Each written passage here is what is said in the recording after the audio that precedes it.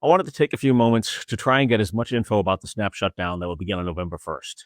I've got some clips from Rhode Island Governor Dan McKee's conference in this video, and I hope you take some time to watch and share this and spread the facts as much as possible.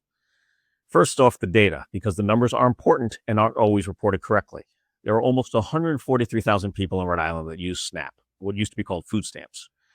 They use that to purchase groceries, averaging about $7 a day usage, which is about $1 million a day, for a rough total of $29 million a month. That's in Rhode Island alone, and we're far from the largest usage in the states. So if you're watching this outside Rhode Island, the situation could be a lot more dire.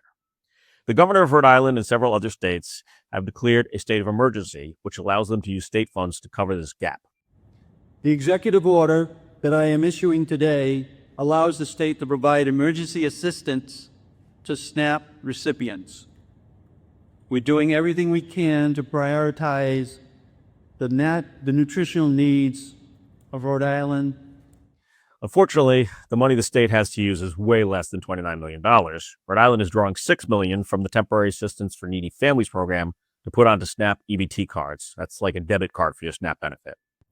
For these eligible families, during the first half of November, we're going to load those EBT cards with the equivalent of half of what they would normally get in SNAP benefits.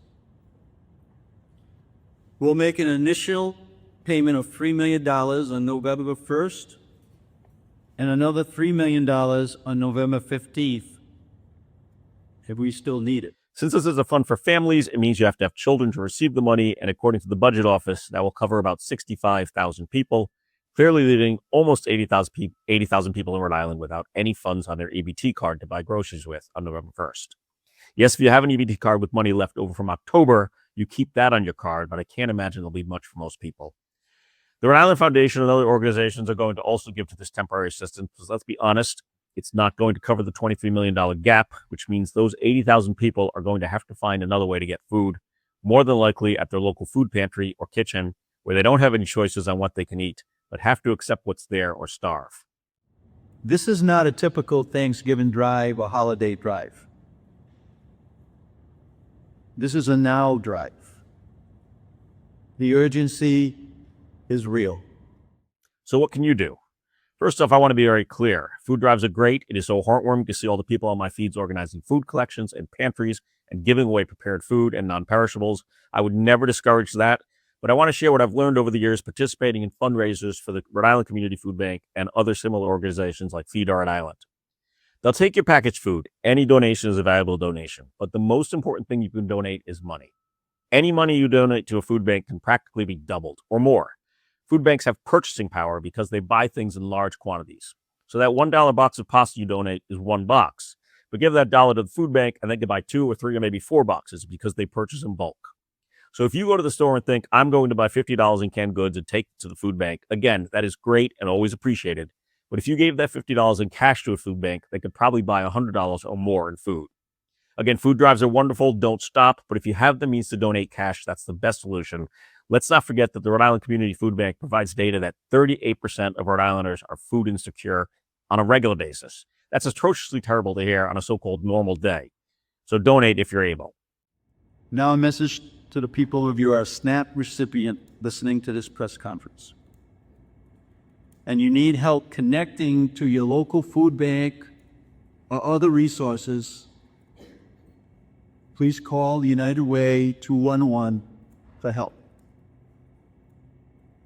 That's 211, and that's United Way stepping up again. Lastly, a note on how we got here. It's almost impossible to discuss most programs these days without bringing up politics, and unfortunately, this is true here too. Contrary to some comments, the government shutdown by Congress is not to blame for the SNAP shutdown situation. Yes, it's a factor, but it's not the reason 143,000 people in Rhode Island and millions more around the country are going to suffer. When the government is shut down, the U.S. Department of Agriculture, which oversees SNAP, has a reserve that can be used to keep the program going. All that needs to be done to allow these reserves to be used is for the chief executive, in this case President Trump, to authorize it.